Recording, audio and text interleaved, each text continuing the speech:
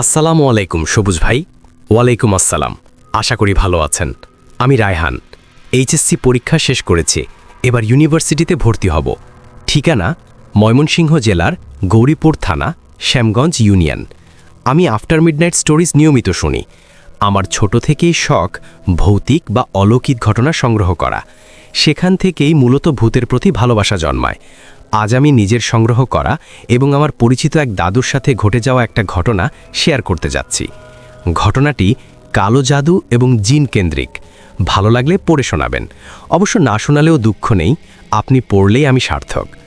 আমি ঘটনাটি শুরু করছি। যার সাথে ঘটনাটি ঘটেছিল তার মতো করেই বলার চেষ্টা করছি। ঘটনাটা ঘটে আজ থেকে প্রায় অনেক বছর আগে, যুদ্ধ পরবর্তী সময়। আমি আজগর, বয়স তখন সবে যৌবনে পা দিচ্ছি। জীবনের এই সময়টাতে মানুষ সবচেয়ে বেশি সাহসী হয়। আমিও ছিলাম যথেষ্ট সাহসী। অলৌকিক কিছু নিয়ে তেমন ভয় ছিল না। টকবগে রক্ত, গরম শরীর, মেজাজ যেন বজ্রপাতের মতো ভয়ঙ্কর। আমি ততদিন ভৌতিক কিছু বিশ্বাস করতাম না যতদিন আমার সাথে কোনো ঘটনা না ঘটে। যুদ্ধের পরবর্তী সময় আমাদের গ্রামে আর আশেপাশের এলাকায় দুর্বিষহ পরিস্থিতি। সময়টা বোধ করি 1973 কিংবা 1974 হবে। হানাদার বাহিনী বিদায় নিয়েছে, কিন্তু মানুষও কমে গেছে। ভয়, অনাহার, দারিদ্র্য সব মিলিয়ে গ্রামটা যেন আধা ভুতুলে। আমার বাড়ি ছিল বিশাল জায়গা জুড়ে পুরনো আমলের বংশীয় বাড়ি। বংশের প্রতিপত্তি ছিল, জমিজমাও ছিল। আগের লোকজন কেউ কেউ এপার ওপারে গিয়ে বসবাস করতেন। আমার দাদা বংশের জমির অংশীদারি হয়ে এখানে এসে থিতু হন। বাবা মা অনেক আগেই মারা গেছেন। আমার জন্মের 6 বছরের মধ্যেই ওনারা চলে যান। আমার সাথে তখন শুধু দাদি ছিলেন। ছোট চাচা চাচি যুদ্ধের আগেই তাদের 2 ছেলে নিয়ে ওপারে চলে যান। আমি বড় হয়েছি দাদা দাদির ছায়ায়। বাজার যেতে হলে পায়ে হেঁটে প্রায় 1 ঘন্টার পথ। আর সেই পথে যেতে হয় প্রথমে একটা বিল, তারপর একটা পুরনো কবরস্থান, তারপর একটা শ্মশান ঘাট পার হয়ে। গ্রামটা ঘন সবুজ চাদরে মোড়ানো। গাছপালা এত বেশি যে সন্ধ্যার আগেই মনে হতো রাত নেমে গেছে। তখন বিদ্যুৎ কল্পনাও করা যেত না। রাস্তাঘাট কাঁচা মাটির। সন্ধ্যার পর পাখির গাকও শোনা যেত না। এক ধরনের ভারী নীরবতা নামতো চারদিকে। ঘটনা শুরু হয় একদিন। আমি বাজারে গিয়ে বন্ধুদের সাথে পাশের গ্রামে যাত্রা দেখতে গেলাম। দেখতে দেখতে মধ্যরাত হয়ে যায়। বাড়িতে যাওয়ার কথা প্রায় ভুলেই গিয়েছিলাম। যাত্রা শেষ হলে সবাই একসাথে বাজার পর্যন্ত আসলো। তারপর তারা যে যার বাড়ির দিকে চলে গেল। আর আমি একটা হ্যারিকেন হাতে নিয়ে একা বাড়ি ফিরব। আগে দাদার সাথে বহুবার যাত্রা দেখে গেছি, কিন্তু এই প্রথম একা। তবু আমার মনে কোনো ভয় কাজ করল না। শুধু একটা কথাই মাথায় ছিল, যেতে হবে, বাড়ি ফিরতেই হবে। বাজার পার হয়ে যখন বাড়ির রাস্তা ধরে হাঁটতে শুরু করলাম, তখন শ্মশান ঘাটের কাছে চলে এলাম। রাস্তার বাম পাশে শ্মশান, ডান পাশে একটা ছোট কুঁড়ে ঘর। সেখানে একজন ওঝা থাকতেন। তিনি আগে ওইখানে থাকতেন না। যুদ্ধের বছর থেকে হঠাৎ এসে উঠেছেন। কোথা থেকে এসেছেন কেউ বলতে পারে না। শরীরের গঠন ছিল এতটাই চিকন যেন চামড়া হাড়ের সাথে মিশে গেছে। মানুষের সাথে তার তেমন যোগাযোগ ছিল না। দিনে কখনো ঘর থেকে বের হতেন না। বাইরে থেকে দেখা যেত ঘরের মেঝেতে চোখ বন্ধ করে বসে আছেন। দরজাও কখনো লাগাতেন না। দরজা থেকে সোজা শ্মশানটা দেখা যেত। উনি সেদিকেই মুখ করে থাকতেন। জীবন অতিবাহিত করার জন্য কি খেতেন কেউ জানত না। প্রথম দিকে গ্রামের মানুষ তাকে নিয়ে মাতামাতি করলেও পরে আর মাথা ঘামাতো না। তবে রাতে ঘরের সামনে বসতেন। আমি হ্যারিকেনের আলোতে দেখতাম যথারীতি বসে আছেন, চোখ বন্ধ। কিন্তু ওই রাতটা আলাদা ছিল। আমি যখন তার সামনে দিয়ে হাঁটছি, হঠাৎ ভারী এক কণ্ঠে কেউ বলল, সামনে যাস না, এখানে বসে থাক। আমি চমকে উঠলাম, কারণ আমি জীবনে তার গলার স্বর শুনিনি। এত ভারী কণ্ঠস্বরও কখনো শুনিনি। তবু আমি পাত্তা দিলাম না। কোনো কথা না বলে হাঁটতে লাগলাম। সত্যি কথা বলতে তার কথা শোনার পর আমার সামনে যেতে ইচ্ছে করছিল না। তবুও গেলাম। শ্মশান পার হলাম। এরপর রাস্তা সোজা বাড়ির দিকে। 2 পাশে জঙ্গলের মতো ঘন গাছপালা। 2 মিনিট মতো হাঁটলাম। হঠাৎ মনে হলো আমি কিছু শব্দ শুনছি। চাপা গলায় 3-4 জন মানুষ যেন একসাথে বলছে, চলে আয়, আয়, আয়, একটু সামনে আয়। আমার বুকের ভেতর কেমন যেন ঠান্ডা হয়ে গেল। আমি কখনো জীবনে ভয় অনুভব না করলেও ওই দিন প্রথম ভয়ে কেঁপে উঠলাম। তারপর মনে হলো কেউ যেন পেছন থেকে আমার কানের কাছে চাপা কণ্ঠে বলছে, চলে আয়, আর একটু সামনে আয়। আওয়াজটা ধীরে ধীরে মিলিয়ে যাচ্ছে, আবার ভেসে আসছে, চলে আয়, আয়, আয়, আর একটু সামনে আয়। এবার সামনে যাব নাকি পেছনে যাব বুঝতে পারলাম না। মনে হচ্ছিল সামনে কেউ ভয়ঙ্কর চেহারা নিয়ে দাঁড়িয়ে আছে, অথবা পেছন থেকে কেউ গলা টিপে ধরবে। আমি ভয়ে ভয়ে আল্লাহ আল্লাহ করতে লাগলাম। ঠিক তখনই সামনে মনে হলো মানুষের মতো কেউ একজন দাঁড়িয়ে। আমি হ্যারিকেনটা একটু উঁচু করে দেখার চেষ্টা করলাম। দেখি সামনে এক বৃদ্ধ লোক দাঁড়িয়ে, লম্বায় 6 ফুট হবে, পরনে কোনো কাপড় নেই। আমি তাকাতেই তার আকৃতি বিকৃত হতে শুরু করলো। চোখ স্বাভাবিক মানুষের চেয়ে বড় হয়ে বাইরে বেরিয়ে আসছে। মুখের জিভ অস্বাভাবিকভাবে লম্বা, থুতনির নিচে নেমে বুক পর্যন্ত। জিভটা নড়ছে সাপের জিভের মতো। নাকের জায়গায় একটা গর্ত। শরীরটা কালো ধোঁয়ার মতো ঘনীভূত হচ্ছে, আর সে হাতের ইশারায় আমাকে কাছে যেতে বলছে। আমি দাঁড়িয়ে গেলাম। শরীর যেন পাথর। মনে হচ্ছিল আমি অজ্ঞান হয়ে যাব। মাথার ভিতর একটাই চিন্তা, আমি কি সকালের সূর্যের আলো দেখতে পারবো, নাকি আজই শেষ? মনে হচ্ছিল সকালে মানুষ আমার ছিন্ন ভিন্ন লাশ পাবে। ওই পিশাচরূপী অবয়ব আজ আমাকে হত্যা করবে। মরে যাওয়ার আগে দাদা দাদিকে একবার দেখতেও পারলাম না। এই ভাবনায় বুক ফেটে যাচ্ছিল, চোখের পানি পড়ছিল, কিন্তু আমি নড়তে পারছিলাম না। হাত পা অবশ, দৌড়ে পালাতে পারছি না। এক মুহূর্তে অবয়বটা আমার মুখের কাছে চলে এলো। আমি চিৎকার দিতে চাইলাম, কিন্তু গলা দিয়ে কোনো আওয়াজ বের হলো না। আমি চোখ বন্ধ করে ফেললাম। সাথে সাথে লোমশ একটা হাত আমার গলা ধরে আমাকে উপরে তুলে ফেলল। আমার হাত থেকে হ্যারিকেনটা পড়ে গেল।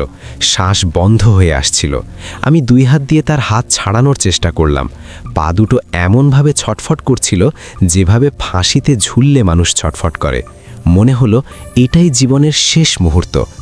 কিন্তু হঠাৎ সে আমাকে ছেড়ে দিল। আমি মাটিতে পড়ে গেলাম। পড়ে গিয়ে গলায় হাত দিলাম। হাঁচি কাশি উঠছিল, নিঃশ্বাস নিতে পারছিলাম না। আরেকটু হলে বুঝি দুনিয়া ছেড়ে চলে যেতাম। তখনই দেখলাম যে অবয়বটা ছিল মুহূর্তেই ছোট একটা সাপে পরিণত হয়ে সামনে দিকে সরে গেল, অন্ধকারে মিলিয়ে গেল। ঠিক তখনই খেয়াল করলাম আমার পেছনে কেউ দাঁড়িয়ে। ঘাড় ঘুরিয়ে তাকাতেই দেখি শ্মশানের সেই ওঝা আমার দিকে রক্তবর্ণ রাগী দৃষ্টিতে তাকিয়ে আছেন।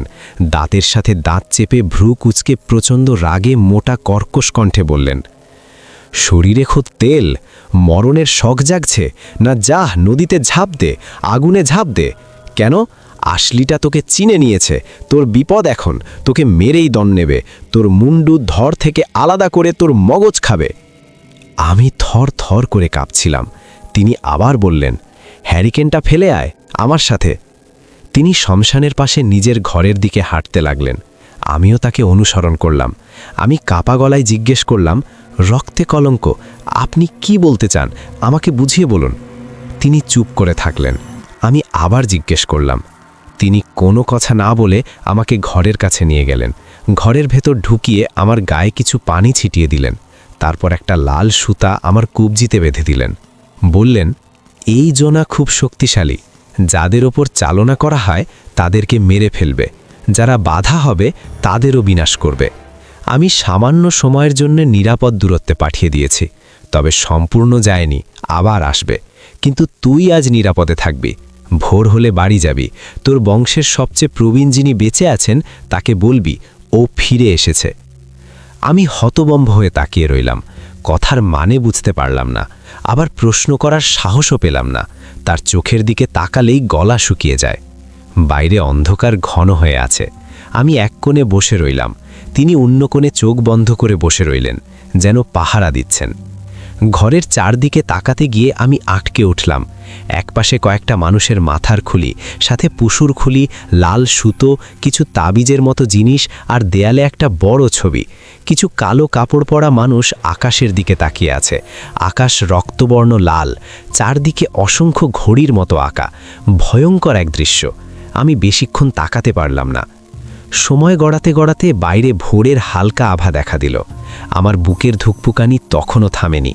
ঠিক তখনই তিনি ধীরে ধীরে চোখ খুলে আমার দিকে তাকালেন আর ঠান্ডা গলায় বললেন, ভোরের আলো ফোটার আগেই তিনি বললেন, যা, এক্ষুনি বেরিয়ে পড়, পেছনে তাকাবি না, আর বাড়ির বড়কে ঠিক এই কথা বলবি, ও ফিরে এসেছে। আমি কিছু বলার আগেই তিনি যেন হাতের ইশারায় আমাকে তাড়িয়ে দিলেন। আমি কাঁপতে কাঁপতে ঘর থেকে বেরিয়ে পড়লাম। শ্মশানঘাটের দিকটা তখনও কুয়াশায় ঢেকে আছে। চারপাশে পাখির ডাক নেই, গাছের পাতাও নড়ছে না, সব কিছু অস্বাভাবিক নীরব। আমি হ্যারিকেনটা খুঁজে পেলাম, কাপা হাতে তুলে নিলাম। গলাটা তখনও ব্যথা করছে, যেন কেউ রশি দিয়ে চেপে ধরেছিল। হাঁটতে হাঁটতে বারবার মনে হচ্ছিল পেছনে কেউ আছে, কিন্তু ওঝার কথা মনে করে একবারও পেছনে তাকালাম না। বাড়ি পৌঁছাতে সূর্য উঠেছে। উঠোনে পা রাখতেই দাদা ছুটে এলেন। আমাকে দেখেই থমকে গেলেন। আমার শুকনো মুখ, গলায় কালচে দাগ, সব দেখে তার চোখ কপালে উঠল। তিনি ধরা গলায় বললেন, তোর এই অবস্থা কেন? মুখটা এমন শুকনো, আর গলায় কিসের দাগ? তিনি হাত বাড়িয়ে আমার গলাটা সরিয়ে দেখে চমকে উঠলেন। মুখটা কেমন যেন পাথর হয়ে গেল। কিছুক্ষণ চুপ থেকে তিনি বললেন, যা ভেবেছিলাম তাই আবার ফিরে এসেছে। আমি কাঁপতে কাঁপতে বললাম, দাদা, কাল রাতে কথা শেষ করতে পারলাম না। দাদা আমার হাতটা শক্ত করে ধরে টান দিয়ে বললেন, আয়, তাড়াতাড়ি খেয়ে নে, দেরি করার সময় নেই, আমাদের এখনই যেতে হবে। আমি অবাক হয়ে বললাম, কোথায় যাব? দাদা বললেন, রাস্তায় বলবো, এখন শুধু চল। বাড়ির সামনে একটা গরুর গাড়ি দাঁড়িয়েছিল। গাড়িওয়ালা আমাদের চেনে। সে মাথা নুইয়ে বলল, জমিদার সাহেব। দাদা কোনো কথা না বলে উঠে বসলেন। আমিও উঠলাম। দাদার হাতে একটা ব্যাগ, ভারী ব্যাগ। আমি জিজ্ঞেস করিনি কি আছে। কাল রাত থেকে এত কিছু ঘটে গেছে যে মাথা কাজ করছিল না। মনে হচ্ছিল আমি কোনো দুঃস্বপ্নে আছি। গাড়ি চলল। কাঁচা রাস্তা, দুপাশে ক্ষেত, মাঝে মাঝে ঝোপঝাড়। দাদা অনেকক্ষণ চুপ করে বসেছিলেন। তারপর হঠাৎ বড় নিঃশ্বাস নিয়ে শান্ত গলায় বললেন, আজগর, আজ আমি তোকে কিছু কথা বলতে চাই। কথাগুলো তোর জানা খুব জরুরি। আগে বললে হয়তো কাল রাতে তোর নরঘাতক পিশাচের মুখে পড়তে হতো না। আল্লাহর অশেষ রহমত, তিনি ঠিক সময়ে তোকে একজন বান্দার মাধ্যমে বাঁচিয়েছেন।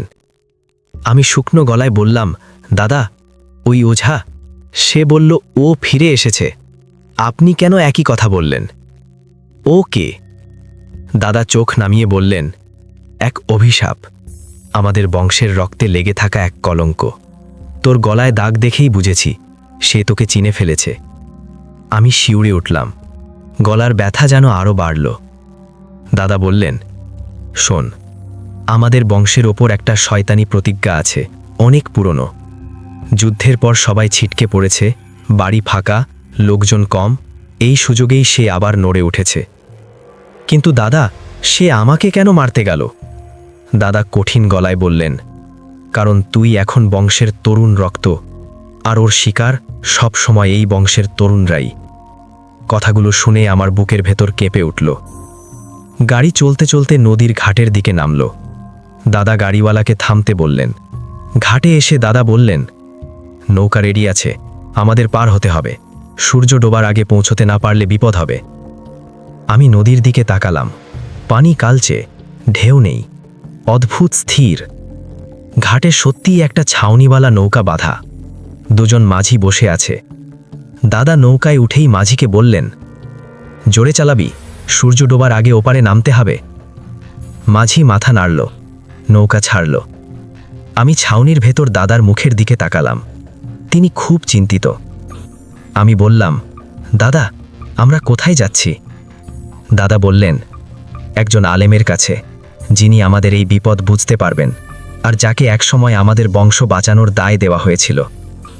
নৌকা মাঝ নদীতে আসতেই হঠাৎ চারপাশটা যেন কুয়াশায় ঢেকে গেল, অথচ তখন দুপুর। আমার বুক ধক করে উঠল। দাদা হঠাৎ উঠে ছাউনি সরিয়ে চারদিকে তাকালেন, আর ঠিক তখনই নৌকার ছাউনির ওপর থপাস করে ভারী কিছু পড়ল। আমি আর দাদা একসাথে ছাউনির বাইরে এলাম। নৌকার মাঝখানে গোল করে পড়ে আছে একটা বলের মতো জিনিস। প্রথমে বুঝতে পারিনি। দাদা ধীরে ধীরে কাছে গেলেন। আমি ভয়ে এগোতে পারছিলাম না। কাছে যেতেই আমি চিৎকার করে উঠলাম, ওটা একটা মানুষের মাথা, কাটা মাথা। মাথাটার চোখ আধ খোলা, মুখটা বিকৃত, আর চুলে লেগে আছে কাদামাটি আর শুকনো রক্ত। দাদা একবার তাকিয়েই মুখ শক্ত করে ফেললেন। তিনি ধরা গলায় বললেন, আল্লাহ, ওঝা।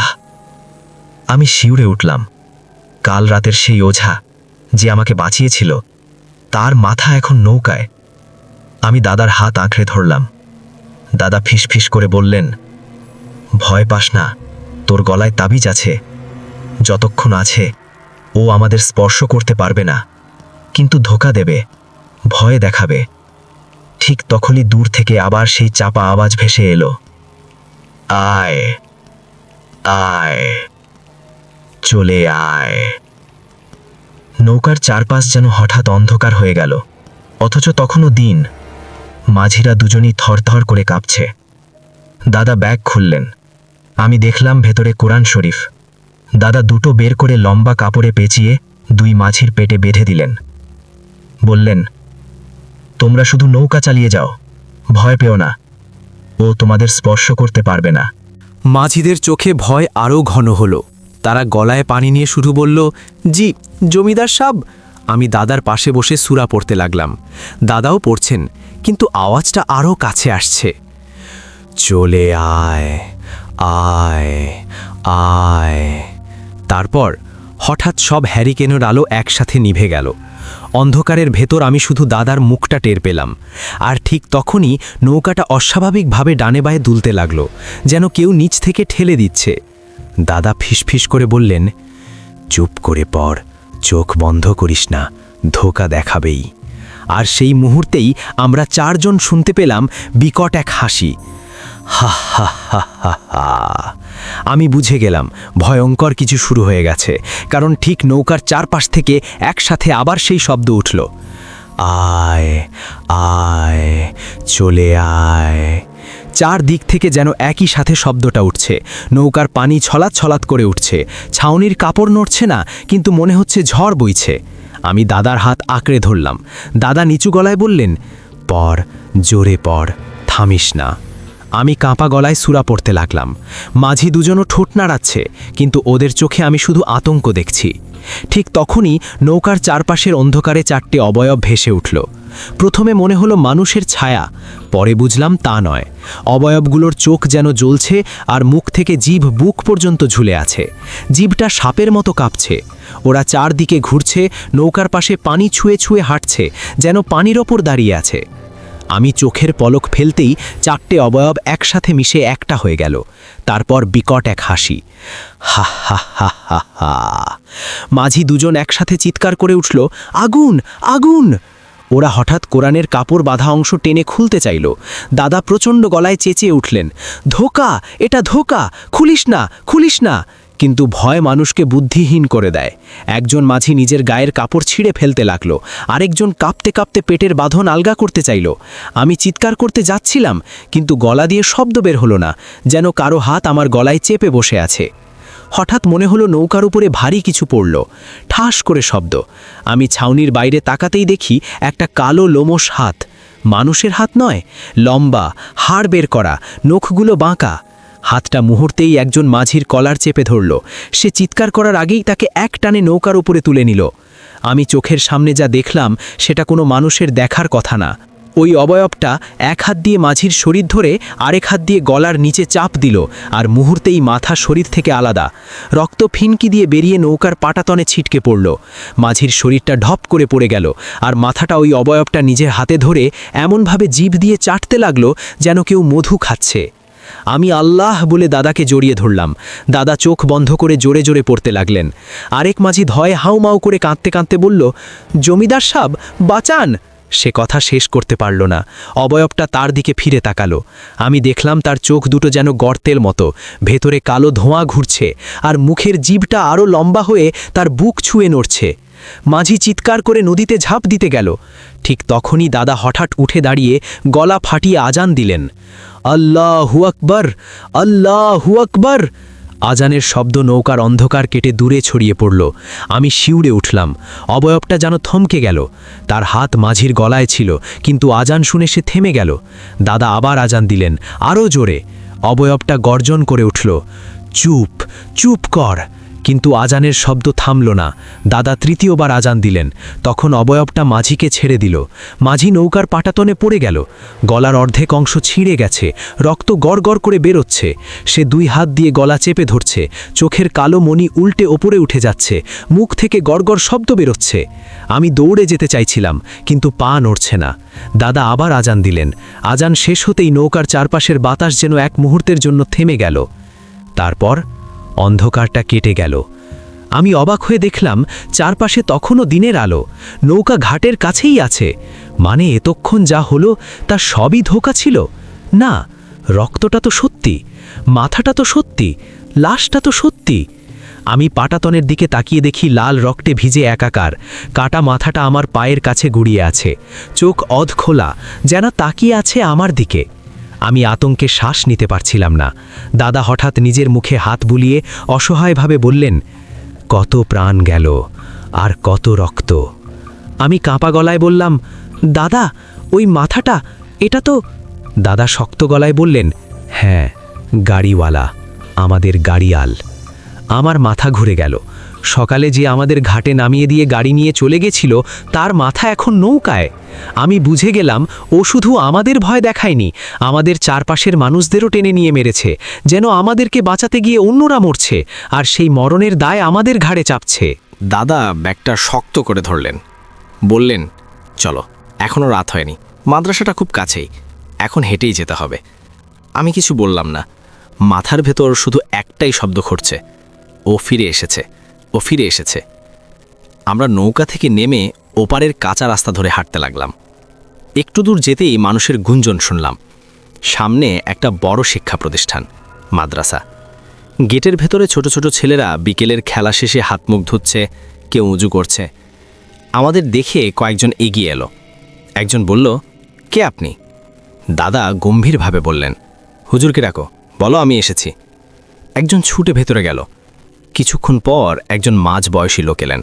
লম্বা দাড়ি, মাথায় পাগড়ি, গায়ে জুব্বা। মুখটা পুরো দেখা যায় না, কাপড়ের ঘোমটার মতো কিছু ঝুলছে। তিনি আমাদের দিকে তাকাতেই আমার বুক কেঁপে উঠল। তার চোখে কোনো অবাক হওয়া নেই, কোনো প্রশ্ন নেই, যেন তিনি আগে থেকেই জানেন আমরা আসব। তিনি শান্ত গলায় বললেন, ওনাদের ধরো, আমার রুমে আসো। দুজন ছাত্র এগিয়ে এসে আমাদের ভেতরে নিয়ে গেল। আমরা একটা কক্ষে ঢুকলাম। ভেতরটা বইয়ের গন্ধে ভরা। চারদিকে তাকালে মনে হয় শত শত বই সাজানো। আমাকে মেঝেতে পাটি পেতে বসতে বলা হলো। দাদা বসে পড়লেন। আমি বসতেই টের পেলাম আমার শরীর তখনও কাঁপছে, গলার দাগে জ্বালা করছে। চোখের সামনে বারবার ভেসে উঠছে কাটা মাথা, রক্তের ফিনকি, লোমশ হাত। হুজুর কক্ষের একপাশে গিয়ে একটা পুরনো বই বের করলেন। তারপর বইটা হাতে নিয়ে দাদার দিকে তাকিয়ে বললেন, আপনি এসেছেন, এটাই যথেষ্ট। বাকিটা আমি বুঝে গেছি, তবে এশার নামাজের পর কথা হবে। দাদা ভাঙা গলায় বললেন, হুজুর, আমাদের সাথে। হুজুর হাত তুলে থামিয়ে দিলেন, বললেন, এখন অজু করুন, নামাজ পড়ুন, আল্লাহর কাছে সাহায্য চান, তারপর কথা। আমি অবাক হয়ে ভাবলাম, আমরা নদীতে কি দেখলাম, কি হারালাম, তিনি একবারও জানতে চাইলেন না। কিন্তু তার মুখের শান্তি দেখে মনে হলো তিনি জিজ্ঞেস না করেও সব জানেন। এশার আজান হলো, আমরা সবাই নামাজ পড়লাম। নামাজ শেষে হুজুর আমাদের একটা বিশেষ কক্ষে নিয়ে গেলেন।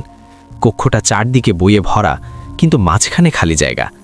ঘরের ভেতর হালকা এক ধরনের সুন্দর গন্ধ, যেন আতরের মতো, কিন্তু আরও ঘাড়ি। হুজুর আমাদের বসতে বললেন। দাদা বসে পড়লেন। আমি দাদার পাশে বসলাম।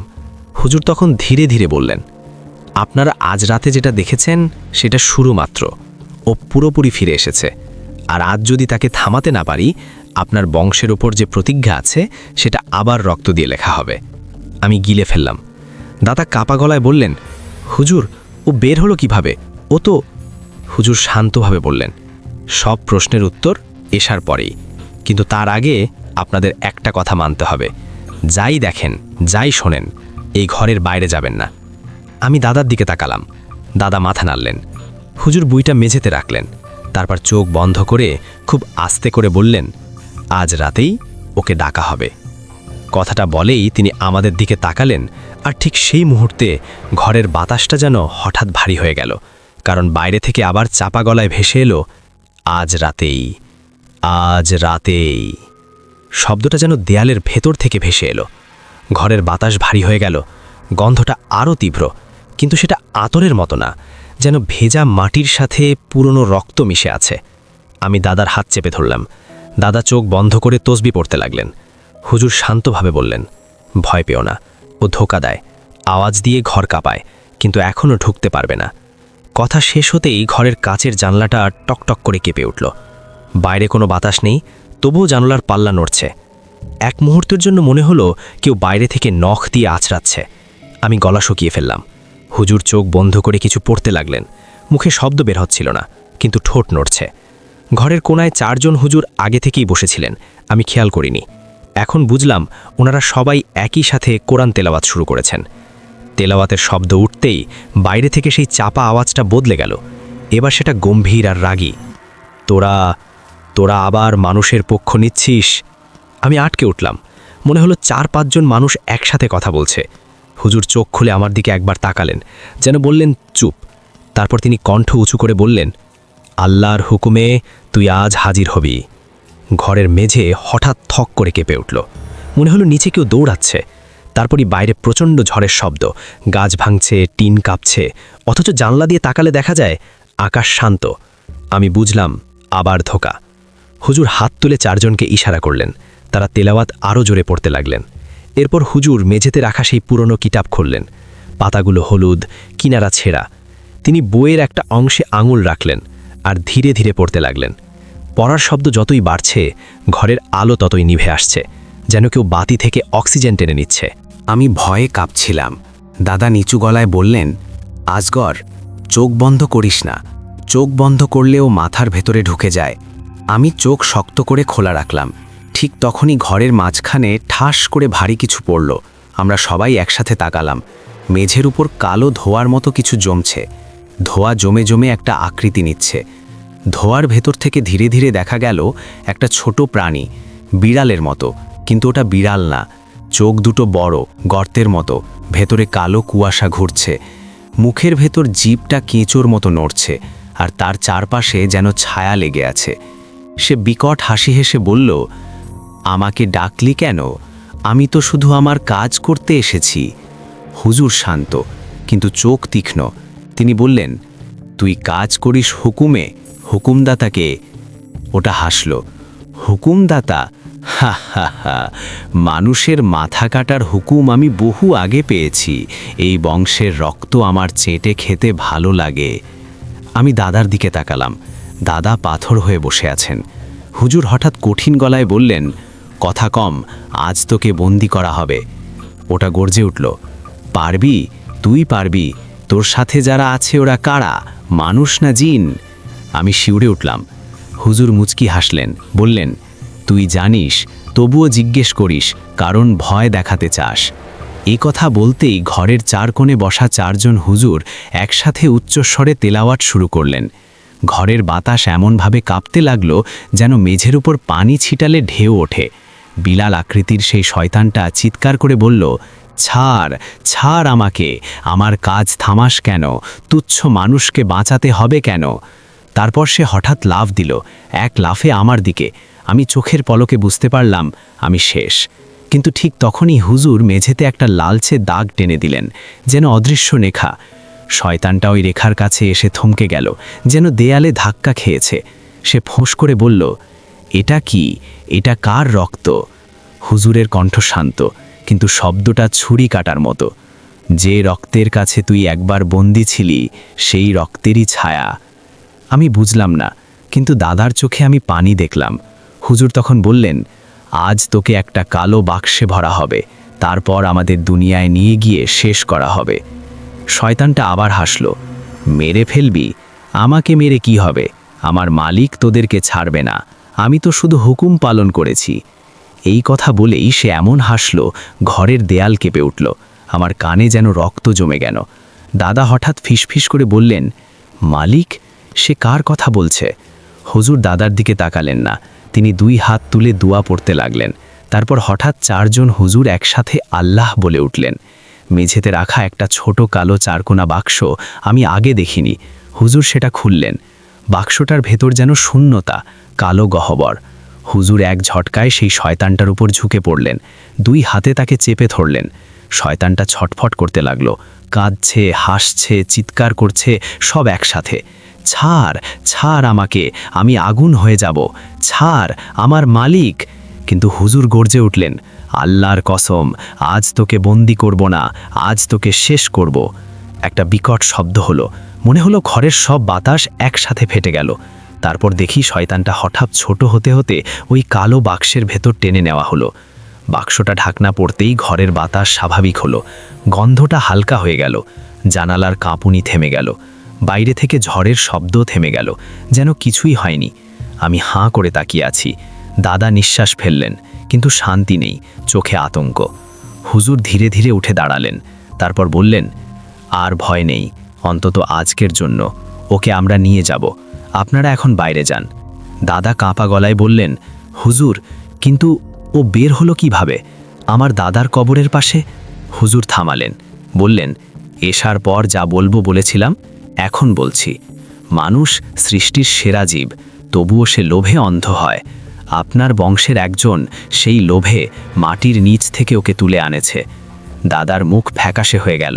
আমি অবাক হয়ে বললাম, কে? হুজুর বললেন, আপনার ছোট চাচার দিকের একজন। ওপারে গিয়ে এক শয়তান পূজারীর কাছে গিয়েছিল। সে ভেবেছিল ওকে বশ করবে, কিন্তু যে শক্তিকে বশ করতে যায় সে শক্তিই আগে তাকে খেয়ে ফেলে। সেই রাতেই পূজারী, আপনার আত্মীয়, তার স্ত্রী, সন্তান সবাই মারা গেছে। তারপরই ও এখানে এসেছে। দাদা চোখ বন্ধ করলেন, মনে হলো বুকের ভেতর কেউ পাথর বসিয়ে দিল। হুজুর আরও বললেন, আপনাদের তাবিজ, এটা হারাবেন না। এর ভেতর যে হাড়ের অংশ আছে ওটা রক্ষা কবচ, আপনার দাদার আত্মত্যাগের চিহ্ন। আর আজকের পর যদি কখনো বিপদ আসে, আপনি ডাকবেন না, আমি পৌঁছে যাব। আমি দাদার দিকে তাকালাম। দাদা ফিসফিস করে বললেন, এই তাবিজ কোথায় পেয়েছি জানো? আমার দাদার মৃত শরীরের হাড় দিয়ে বানানো। আমি শিউরে উঠলাম। হুজুর আমাদের দিকে একবার তাকিয়ে বললেন, এখন যান, রাত শেষ হোক, সকাল হলে আপনারা বাড়ি ফিরবেন। কিন্তু মনে রাখবেন, শয়তানটা বলে গেছে মালিক, সেই মালিকের রহস্যই আপনাদের ভবিষ্যতের ভয়। আমি যেন বরফ হয়ে গেলাম। দাদা কিছু বললেন না। আমরা বাইরে বেরিয়ে এলাম। মাদ্রাসার উঠোনে তখন নীরবতা, দূরে কুকুর ডাকে, বাতাসে শীতের গন্ধ। আমি দাদাকে বললাম, দাদা, শয়তানটা যে বলছিল তার মালিক, তার মানে কি? দাদা দীর্ঘক্ষণ চুপ করে থেকে বললেন, পাপ করলে শাস্তি পেতে হয়, কিন্তু নিরপরাধ কেন শাস্তি পাবে জানি না। দাদা কথাটা বলেই যেন হঠাৎ অনেক পুরনো হয়ে গেলেন।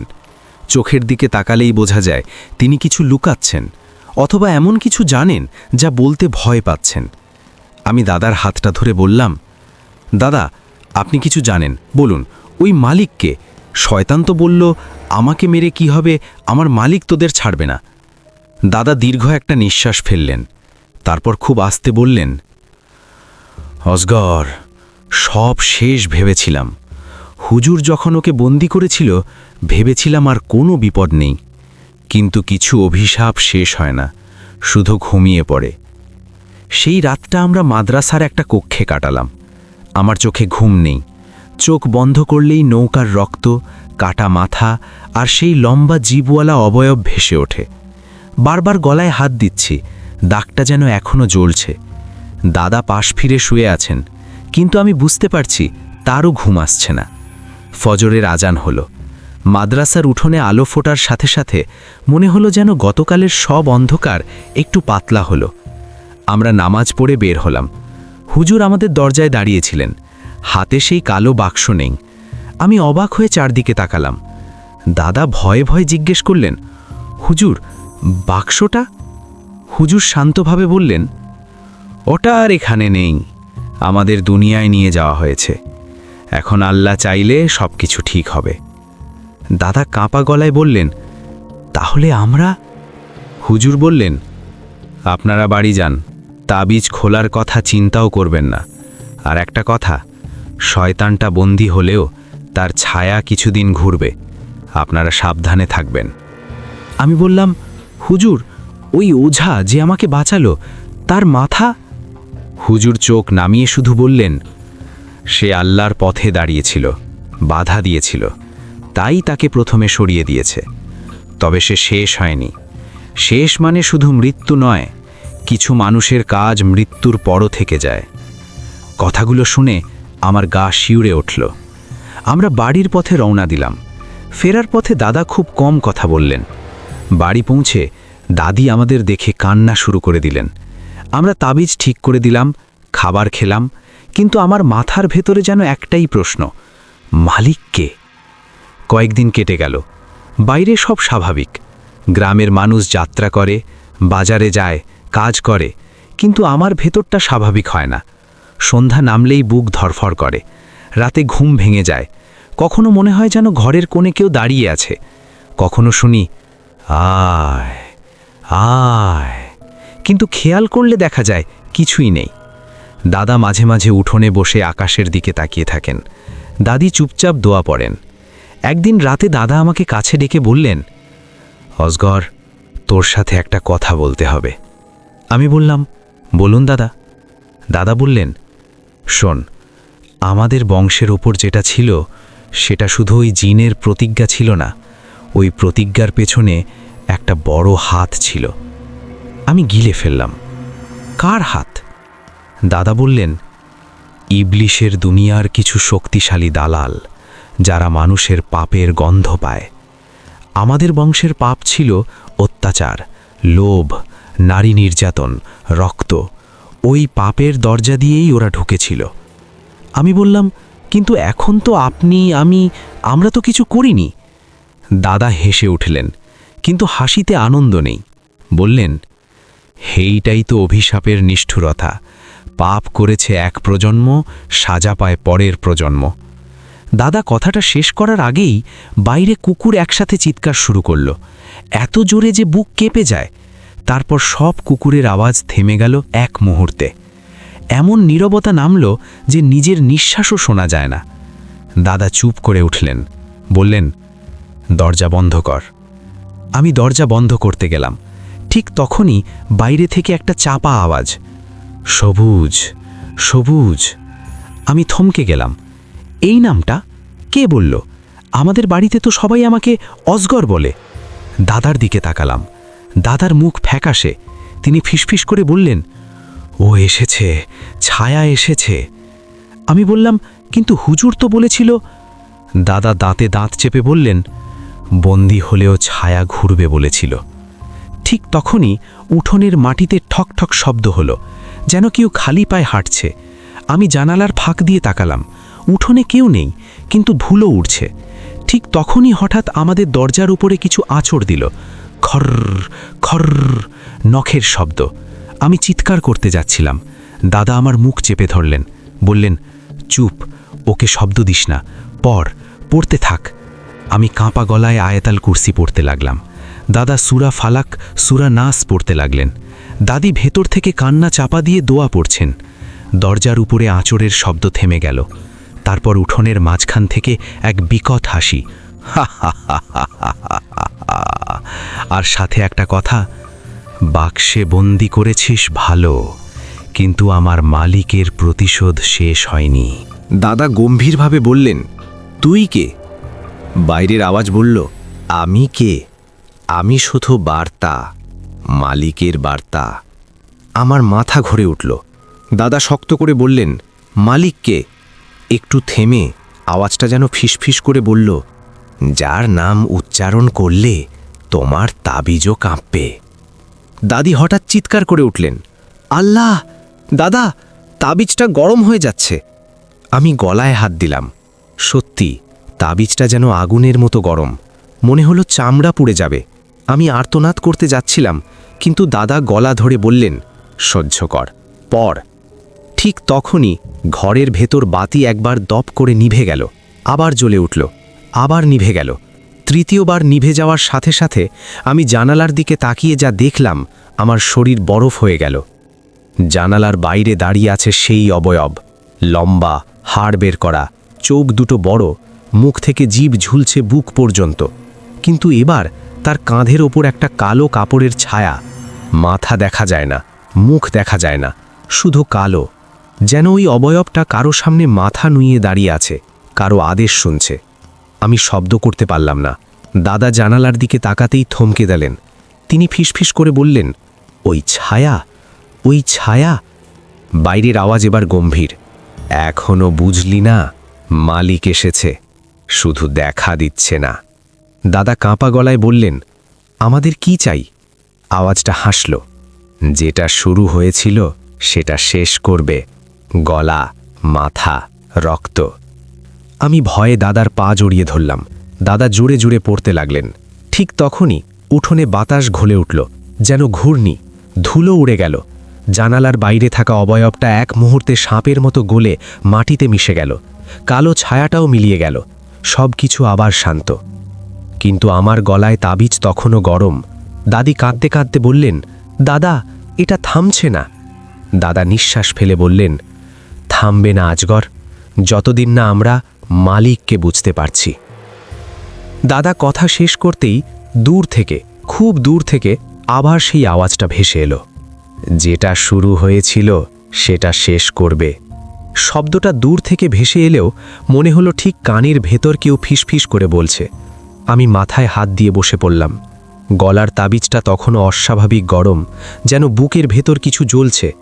দাদা শক্ত করে আমাকে ধরে বললেন, ধৈর্য ধর, এটা সহ্য করতেই হবে। সেই রাতটা আর আমাদের কারোর চোখে ঘুম এলো না। ফজরের আগ পর্যন্ত দাদা একটানা দোয়া পড়লেন। দাদি কাঁদতে কাঁদতে তসবি ঘরালেন, আর আমি এক কোণে বসে আয়াতুল কুরসি পড়তে পড়তে বারবার জানালার দিকে তাকালাম। ভয় হচ্ছিল, আবার যদি ওই ছায়াটা ফিরে আসে। কিন্তু ভোরের আলো ফোটার সাথে সাথে তাবিজের গরম ভাবটা একটু একটু করে কমে এলো। সকাল হলে দাদা সিদ্ধান্ত নিলেন, আর দেরি করা যাবে না।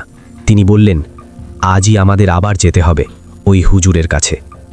আমি অবাক হয়ে বললাম, কিন্তু হুজুর তো বলেছিলেন বিপদ শেষ। দাদা ধীরে মাথা নাড়লেন। শয়তান শেষ হয়েছে, কিন্তু তার মালিক নয়, আর মালিককে না জানলে আমরা নিরাপদ নই। দাদি কাঁপা গলায় বললেন, আর কত রক্ত যাবে? দাদা চোখ নামিয়ে বললেন, যদি না যাই তবে রক্ত আমাদের ঘর থেকেই যাবে। আমরা আবার রওনা হলাম, কিন্তু এবার পথটা আগের চেয়েও ভয়ানক লাগছিল। চারপাশে মানুষ আছে, সূর্য আছে, তবুও মনে হচ্ছিল অদৃশ্য কেউ আমাদের পিছু নিচ্ছে। নদীর ঘাটে পৌঁছে দেখি নৌকা আছে, মাঝি আছে, কিন্তু আমি নৌকার দিকে তাকাতেই নৌকার পাটদনে গতকালের রক্তের দৃশ্য চোখের সামনে ভেসে উঠল। হাত পা ঠান্ডা হয়ে গেল। দাদা আমার কাঁধে হাত রেখে বললেন, ভয় পাস না, আজ আমাদের সাথে আল্লাহ আছেন। নৌকা ছাড়ল। মাঝ নদীতে পৌঁছতেই বাতাস অদ্ভুতভাবে থেমে গেল। আমি গিলে ফেললাম। দাদা চোখ বন্ধ করে পড়তে লাগলেন, কিন্তু এবার কোনো আওয়াজ এলো না, কোনো ধোঁকা নয়, যেন কেউ চুপচাপ আমাদের যেতে দিচ্ছে। এই নীরবতাটাই সবচেয়ে ভয়ানক। মাদ্রাসায় পৌঁছতে সূর্য ঢলে পড়েছে। আমরা গেট দিয়ে ঢুকতেই এক ছাত্র ছুটে এসে বলল, আপনারা আবার এসেছেন? দাদা বললেন, হুজুর কোথায়? ছাত্র মাথা নিচু করে বলল, হুজুর আজ আপনাদের অপেক্ষায় আছেন। এই কথাটা শুনে আমার বুক কেঁপে উঠল। আমরা ভেতরে গেলাম। সেই একই কক্ষ, সেই একই বইয়ের গন্ধ, কিন্তু আজ ঘরটা যেন আরও অন্ধকার। হুজুর আমাদের দিকে তাকিয়ে বললেন, আমি জানতাম আপনারা ফিরবেন। আমি ধরা গলায় বললাম, হুজুর, সে আবার এসেছে, ছায়া নিয়ে এসেছে। হুজুর চোখ বন্ধ করলেন, কিছুক্ষণ চুপ থেকে বললেন, ওটা ছায়া নয়, ওটা নজর। মালিক নিজে আসেনি, কিন্তু নিজের দৃষ্টি পাঠিয়েছে। দাদা জিজ্ঞেস করলেন, মালিককে? হুজুর ধীরে ধীরে বললেন, ইবলিসের সরাসরি সন্তান নয়, কিন্তু ইবলিসের সবচেয়ে বিশ্বস্ত সেনাপতি, যে মানুষের বংশ ধরে ধরে প্রতিশোধ নেয়। আমি ফিসফিস করে বললাম, তার নাম? হুজুর কড়া গলায় বললেন, নাম উচ্চারণ করা যাবে না, নাম জানলেই সে জানবে আমরা তাকে চিনে ফেলেছি। এই কথা বলেই হুজুর আমাদের দিকে তাকালেন, বললেন, কিন্তু তার শক্তি ভাঙা যায়, শর্ত আছে। দাদা বললেন, যে শর্তই হোক। হুজুর বললেন, রক্ত দিয়ে শুরু হয়েছিল, রক্ত দিয়েই বন্ধ হবে, কিন্তু নিরপরাধের রক্ত নয়। আমার মাথা ঘুরে উঠল। তাহলে? হুজুর বললেন, এই বংশের কেউ একজন স্বেচ্ছায় নিজের জীবন দেবে। ঘরটা নিস্তব্ধ হয়ে গেল। আমি দাদার দিকে তাকালাম। দাদার চোখে আমি সিদ্ধান্ত দেখতে পেলাম, ভয়ঙ্কর সিদ্ধান্ত। তিনি কিছু বলার আগেই আমি চিৎকার করে উঠলাম, না, এটা হতে পারে না। দাদা শান্ত গলায় বললেন, আজগর চুপ। হুজুর মাথা নাড়লেন, এটাই একমাত্র পথ। একবার আগেও এই পথেই শয়তানকে থামানো হয়েছিল। আমি কাঁপা গলায় বললাম, আপনি বলতে চান দাদার দাদা? হুজুর বললেন, হ্যাঁ, সেই আত্মত্যাগই এই তাবিজের শক্তি। কিন্তু এবার সেই আত্মত্যাগ পূর্ণ হয়নি। দাদা ধীরে উঠে দাঁড়ালেন, বললেন, আমি প্রস্তুত। আমি দাদার সামনে দাঁড়িয়ে পড়লাম। না দাদা, আপনি গেলে আমি কি নিয়ে বাঁচব? দাদা আমার মাথায় হাত রাখলেন। বাঁচবি বলেই তো যেতে হবে। এই অভিশাপ তোর গলায় পড়ুক আমি চাই না। দাদি কাঁদতে কাঁদতে মাদ্রাসায় এসে পৌঁছলেন। কবে যে তিনি আমাদের পিছু নিয়েছেন বুঝিনি। তিনি দাদার পা ধরে বললেন, আর কত নেবে আল্লাহ, আমাদের বংশ থেকে আর কত? হুজুর দীর্ঘশ্বাস ফেললেন, বললেন, একটা কথা এখনো বাকি। আত্মত্যাগ মানেই মৃত্যু নয়। আমরা সবাই একসাথে তাকালাম। হুজুর বললেন, এই মালিক মানুষের আত্মা চায়, কিন্তু আল্লাহর অনুমতি ছাড়া আত্মা নেওয়া যায় না। যদি সেই আত্মা নিজে থেকে আল্লাহর পথে সমর্পদ হয়, তাহলে মালিক শূন্য হাতে ফিরে যায়। দাদা বললেন, মানে? হুজুর বললেন, দুনিয়া ছেড়ে যাওয়া নয়, দুনিয়ার লোভ ছেড়ে যাওয়া, নিজের সব কিছু ত্যাগ। আমি হাঁপ ছেড়ে বাঁচলাম। দাদা চোখ বন্ধ করলেন, বললেন, আমি রাজি। সেদিনই দাদা সিদ্ধান্ত নিলেন, তিনি সব জমিজমা সম্পত্তি নাম পরিচয় ছেড়ে দেবেন। সারা জীবন আল্লাহর পথে কাটাবেন। কোনো দাবি, কোনো উত্তরাধিকার নয়। হুজুর বললেন, আজ রাতেই পরীক্ষা হবে। রাত নামল। আমরা সেই কক্ষে বসলাম। বাতাস ভারী হতে লাগল। হুজুর পড়া শুরু করলেন। হঠাৎ ঘরের মাঝখানে অন্ধকার জমে উঠল। সেই চাপা আওয়াজ আবার, ভেবেছিস চালাকি করে বাঁচবি? দাদা শান্ত গলায় বললেন, আমি আল্লাহর কাছে সমর্পিত। এক বিকট হাসি, তাহলে নে শেষ পরীক্ষা। ঘরের আলো নিভে গেল। আমি চিৎকার করতে যাচ্ছিলাম। ঠিক তখনই দাদার তাবিজটা ভেঙে পড়ল, চূর্ণ হয়ে। আর সেই মুহূর্তে এক ভয়ানক শব্দ, যেন কেউ দূরে দূরে চিৎকার করছে, রাগে আর যন্ত্রণায়। হুজুর জোরে বললেন, আলহামদুলিল্লাহ, ও পিছিয়ে গেছে। আলো জ্বলে উঠল। দাদা হাঁপাতে হাঁপাতে বসে পড়লেন। আমি তাকে জড়িয়ে ধরলাম। দাদি কাঁদতে লাগলেন। হুজুর বললেন, পুরোপুরি শেষ হয়নি, কিন্তু এই বংশের ওপর আর দাবি নেই। আমি ফিসফিস করে বললাম, তাহলে ও আবার আসবে? হুজুর আমার দিকে তাকিয়ে বললেন, যদি কেউ আবার লোভে পড়ে তবে আসবে। কিন্তু ঠিক তখনই ঘরের এক কোণ থেকে খুব ক্ষীণ একটা আওয়াজ ভেসে এলো, আমি ভুলিনি। কথাটা এমনভাবে ভেসে এলো যেন ঘরের দেওয়ালের ভেতর কেউ ফিসফিস করছে। আমার বুক ধক করে উঠল। দাদা তখনও হাঁপাচ্ছিলেন। তাবিজটা চূর্ণ হয়ে মাটিতে পড়ে আছে। দাদি ভয়ে কাঁপছেন। হুজুর এক মুহূর্ত চোখ বন্ধ করলেন, তারপর খুব শান্তভাবে বললেন, ভয় পেও না, এটা শেষ আঁচড়, দাবির শেষ চেষ্টা। আমি কাঁপা গলায় বললাম, হুজুর, ও তো বলল ভুলিনি। হুজুর বললেন, যে শক্তি 1000 বছর অহংকারে বাঁচে সে ভুলেছি বলার মানুষ না, কিন্তু আল্লাহ চাইলে সে থেমে যায়। দাদা কষ্ট করে উঠে বসলেন।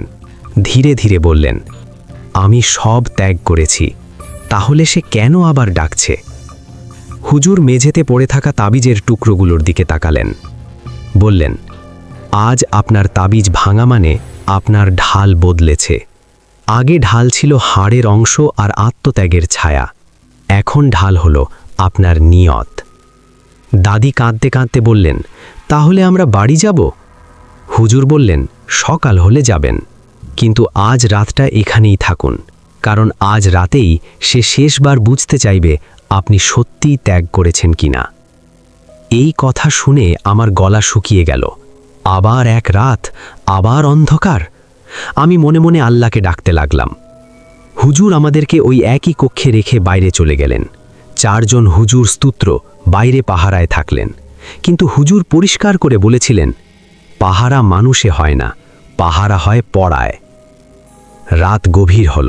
মাদ্রাসার ভেতর নীরবতা, দূরে কোথাও শেয়ালের ডাক, আর আমরা ঘরের ভেতর 3 জন। দাদা চোখ বন্ধ করে তসবিহ ঘোরাচ্ছেন, দাদি ফুপিয়ে ফুপিয়ে দোয়া পড়ছেন। আমি দেওয়ালের দিকে তাকিয়ে বসে আছি। মনে হচ্ছে দেওয়ালের কালো দাগগুলো নড়ছে। হঠাৎ মাটির নিচে টক টক শব্দ, যেন কেউ নখ দিয়ে মেঝে ঠুকছে। তারপর একটা পরিচিত চাপা আওয়াজ, আয় আয়। আমি আতকে উঠলাম। দাদা চোখ খুলে আমার দিকে তাকালেন। আমি ঠোঁটে আঙুল দিলাম, চুপ। দাদি অজ্ঞান হয়ে পড়ার মতো হয়ে গেলেন, কিন্তু দাদা তাকে শক্ত করে ধরে রাখলেন। আওয়াজটা এবার আরও পরিষ্কার, ত্যাগ করেছিস, দেখাই ত্যাগ। ঘরের বাতি দপ করে নিভে গেল, আবার জ্বলে উঠল, আবার নিভে গেল। হুজুর না থাকলেও চারদিকে হালকা আতরের গন্ধ ছড়িয়ে পড়ল, যেন অদৃশ্য কেউ ঘরে ঢুকেছে কিন্তু ঢুকতে পারেনি। দাদা ফিসফিস করে বললেন, আসগর, যাই দেখিস চোখ বন্ধ করবি না। আমি মাথা নাড়লাম। ঠিক তখনই ঘরের এক কোণে কালো ধোঁয়া জমতে শুরু করল। ধোঁয়ার ভেতর থেকে একটা আকৃতি, লম্বা, কুঁজো, মাথা নিচু, মুখ দেখা যাচ্ছে না, শুধু দুটো চোখ, গাঢ় লাল, যেন আগুনের কয়লা। সে ধীরে ধীরে মাথা তুলল, আর তার পিছনে আরও একটা ছায়া, বিশাল, কালো কাপড়ে ঢাকা, মাথা নেই, শুধু একটা গভীর অন্ধকার। আমি শ্বাস নিতে ভুলে গেলাম। দাদি আল্লাহ বলে কেঁদে উঠলেন। দাদা দাদির মুখ চেপে ধরলেন। ছায়াটা ঘরের মাঝখানে এসে থামল। তারপর সেই চাপা গলা, সবুজ, তুই কি সত্যিই ত্যাগ করেছিস? আমি অবাক, আবার সবুজ, এই নামটা কোথা থেকে আসে? আমি দাদার দিকে তাকালাম। দাদার চোখে আতঙ্ক, কিন্তু আশ্চর্য, যেন তিনি কিছু বুঝতে শুরু করেছেন। তিনি কাঁপা গলায় বললেন, আমার নাতির নাম আসগর, তুমি সবুজ বলছো কেন? ছায়াটা হাসল, কিন্তু হাসিটা হাসি নয়, দাঁত ঘষার শব্দ। নাম বদলালেই কি রক্ত বদলায়? তারপর কালো ছায়াটা দাদার দিকে এগিয়ে এলো। দাদা উঠে দাঁড়ালেন। তিনি শক্ত গলায় বললেন, আমি আল্লাহর কাছে সমর্পিত। আমার কোনো দাবি নেই, কোনো লোভ নেই। আমার সম্পত্তি সব ছেড়েছি, আমার অহংকার সব ভেঙেছি। ছায়াটা থেমে গেল। ঘরের ভেতর যেন চাপ বাড়ল, কান ঝাঁঝরা হয়ে আসছে। তারপর ছায়াটা ফিসফিস করে বলল, তাহলে পরীক্ষা, শেষ পরীক্ষা। এক মুহূর্তের মধ্যে আমাদের চোখের সামনে ঘরটা বদলে গেল। আমি বুঝলাম এটা ধোঁকা, তবুও চোখের সামনে যা দেখছি সেটা বাস্তবের মতো। দেখি আমাদের বাড়ির উঠোন, দাদি চুল ছেঁড়া কান্না করছে, আর দাদা একটা সিন্দুকের সামনে দাঁড়িয়ে। সিন্দুক খুলে সোনা, রূপো, দলিল সব বের করছে। চারপাশে গ্রামের লোকজন, কেউ বলছে জমিদার সাহেব পাগল হয়ে গেছে, কেউ বলছে সব দান করে দিচ্ছে। আমি চোখ কচলালাম। ঘরটা আবার মাদ্রাসার কক্ষ, কিন্তু কান্নার আওয়াজ, মানুষের গুঞ্জন সব শোনা যাচ্ছে। দাদা কাঁপা গলায় বললেন, ধোঁকা, এটা ধোঁকা। ছায়াটা বলল, ধোঁকা, তবে নে, সত্যি। হঠাৎ আমি দেখলাম আমার হাতের মধ্যে একটা কাগজ, সম্পত্তির দলিল, আর আমার সামনে একটা কলম। ছায়ার আওয়াজ, এগুলো তোর, শুধু একবার বল, আমি ত্যাগ করি না। ব্যাস। আমি থমকে গেলাম। বুকের ভেতর লোভের মতো একটা কাঁপুনি উঠল, অদ্ভুত, যেন আমার ভেতরের কোনো দুর্বলতা সে টেনে বের করছে। আমি গিললাম, মনে মনে বললাম, আউযু বিল্লাহি। দাদা চিৎকার করে উঠলেন, আসগর, ছবি না, মনে রাখিস, লোভই দরজা। আমি কাঁপতে কাঁপতে কাগজটা মাটিতে ছুঁড়ে ফেললাম। বললাম, আমি চাই না, আল্লাহই যথেষ্ট। ঠিক সেই মুহূর্তে ঘরের বাতাস একদম ঠান্ডা হয়ে গেল। ছায়াটা গর্জে উঠল, তুইও অস্বীকার করলি। দাদা শক্ত গলায় বললেন, আমরা অস্বীকার করেছি, কারণ আমরা জানি পাপের ফল পাপ, আর লোভ ইবলিসের রাস্তা। কালো ছায়াটা কেঁপে উঠল, যেন তার শরীর ফাটছে। তারপর সেই বিশাল ছায়ার পিছন থেকে একটা হাড় জিরজিরে অবয়ব বেরিয়ে এলো। লম্বা জিভ, গর্ত চোখ, একদম সেই পরিচিত পিশাচরূপী। সে ফুস করে বলল, আমি আমি ভুলিনি। আর সাথে সাথে ঘরের মেঝে কেঁপে উঠল। দেয়ালে আঁচড়ের শব্দ, বাইরের দরজায় ধাক্কা, সব একসাথে। দাদি কান্নায় ভেঙে পড়লেন। আমি দাদার পা জড়িয়ে ধরলাম। দাদা উঁচু গলায় আজান শুরু করলেন, আল্লাহু আকবার। আজানের প্রথম বাক্যেই ঘরের ভেতর আলো ঝলকে উঠল। আতরের গন্ধ তীব্র হল।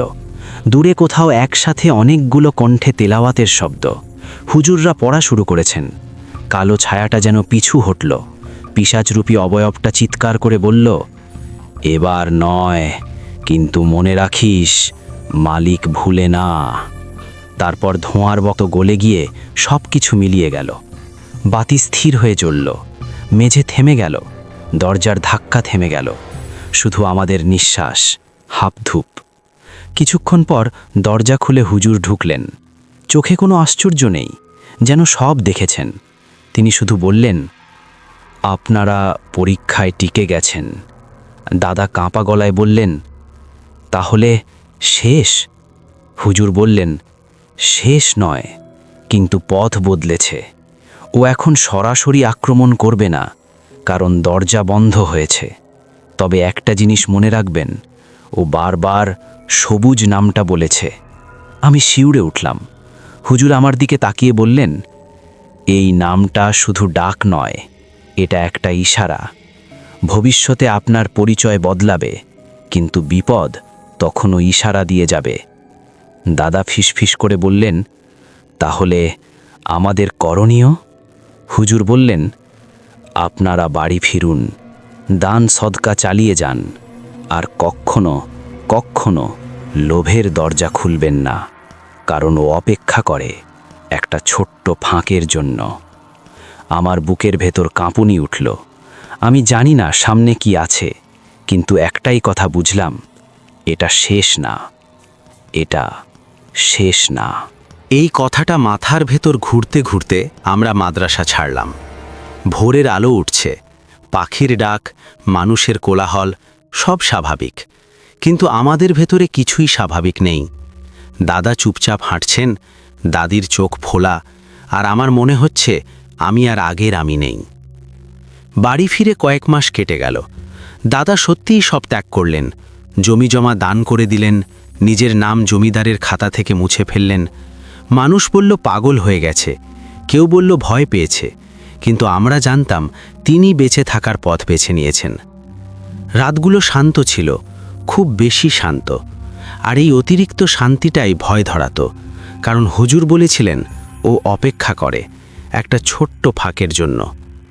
1 বছর পেরোল। দাদা অসুস্থ হয়ে পড়লেন, শরীর ভেঙে যাচ্ছে, কিন্তু মুখে শান্তি। একদিন তিনি আমাকে ডেকে বললেন, অজগর, আমার সময় হয়েছে। আমি আঁতকে উঠলাম, বললাম, এভাবে কথা বলবেন না। দাদা মৃদু হেসে বললেন, ভয় নেই, আমি আল্লাহর কাছে সোপর্দ, তবে একটা কথা মনে রাখবি। আমি বললাম, বলুন। দাদা বললেন, যদি কখনো স্বপ্নে, আওয়াজে বা নাম ধরে ডাকে, ভয় পাবি না। নাম বদলায়, মানুষ বদলায়, কিন্তু লোভ বদলায় না। লোভ এলেই বুঝবি ও কাছেই আছে। সেদিন রাতেই দাদা ইন্তেকাল করলেন, শান্তভাবে, কোনো চিৎকার, কোনো অস্বাভাবিকতা ছাড়া। জানাজার সময় আমার বুক হালকা লাগছিল, ভয়ের চেয়ে শান্তি বেশি। মনে হলো তিনি পার হয়ে গেছেন।